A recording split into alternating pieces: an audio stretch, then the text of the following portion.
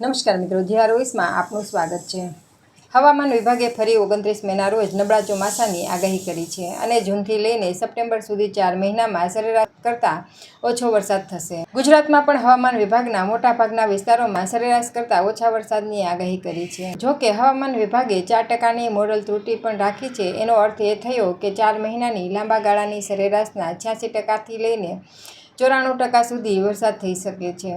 આ વર્ષે ભારતના ચોમાસા પર અલ નીનોની અસર પણ જોવા મળશે અને જેમ જેમ ચોમાસું આગળ વધશે તેમ તેમ અલ નીનોની સ્થિતિ મજબૂત થતી જશે। ગુજરાત ભારતના પશ્ચિમના વિસ્તારોમાં આવેલું છે અને રાજ્યને હવામાન વિભાગે મોન્સૂન કોર ઝોનમાં રાખે છે। આ વિસ્તારોમાં ચોમાસામાં કેવો વરસાદ થાય તેના પર ધ્યાન આપવામાં આવે છે। ભારતમાં નૈઋત્યના ચોમાસાના વર્તનને માપવા અને આગાહી કરવા માટે હવામાન શાસ્ત્રીઓ અને કૃષિ વૈજ્ઞાનિકો દ્વારા ઉપયોગમાં લેવાતા મહત્વપૂર્ણ ભૌગોલિક પ્રદેશોને મોન્સૂન કોર ઝોન કહેવામાં આવે છે। હવામાન વિભાગે રજૂ કરેલા પૂર્વાનુમાન પ્રમાણે ગુજરાતના મોટાભાગના વિસ્તારોમાં 4 મહિનાના લાંબા ગાળા દરમિયાન સામાન્ય કરતાં ઓછો વરસાદ થવાની શક્યતા વધારે છે। પૂર્વાનુમાન પ્રમાણે મધ્ય ભારતમાં સામાન્ય કરતાં ઓછો વરસાદ થશે। આ ઉપરાંત ઉત્તર પશ્ચિમ ભારતમાં પણ સામાન્ય કરતાં ઓછો વરસાદ થશે।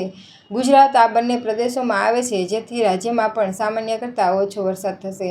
આ વર્ષે એવું પણ બને કે એકાદ વરસાદ થયા બાદ વરસાદ ખેંચાઈ શકે અને 2 વરસાદ વચ્ચેનો ગાળો લંબાઈ શકે છે, જેથી મગફળી જેવો પાક અને બીજા પાકોના પિયતની જરૂરિયાત ઊભી થઈ શકે છે। ગુજરાતમાં ચોમાસાની શરૂઆતના જૂન મહિનામાં પણ સરેરાશ કરતાં ઓછો વરસાદ પડે તેવી સંભાવના છે, એટલે કે ચોમાસાની શરૂઆતથી જ વરસાદમાં ઘટ આવી શકે છે। રાજ્યમાં 2-4 વિસ્તારોને બાદ કરતાં મોટાભાગના વિસ્તારોમાં આ વર્ષે ચોમાસામાં વરસાદની ઘટ વર્તાઈ શકે છે, જેથી ખેડૂતોએ પિયતની સગવડ પર આધાર રાખવો પડી શકે છે। હવામાન વિભાગે 4 મહિનાના લાંબા ગાળાની સાથે જૂન મહિનામાં પણ ગુજરાત સહિત દેશમાં કેટલો વરસાદ પડશે તેની માહિતી પણ આપી છે। જૂન મહિનાના પૂર્વાનુમાન પ્રમાણે દેશમાં ચોમાસાના આ પ્રથમ મહિનામાં પણ સામાન્ય કરતાં ઓછો વરસાદ થવાની શક્યતા છે।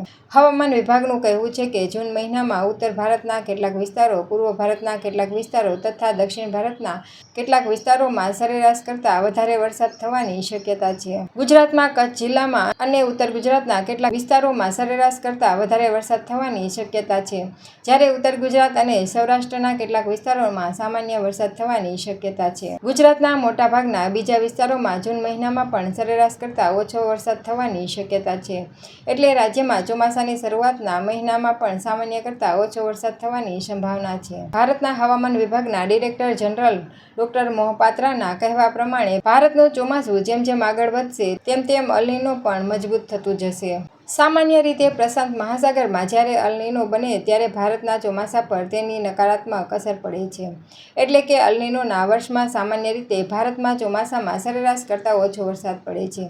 જો કે કેટલાક એવા વર્ષો પણ હતા જેમાં અલ નીનો હોવા છતાં ભારતમાં ચોમાસામાં સારો વરસાદ થયો હતો।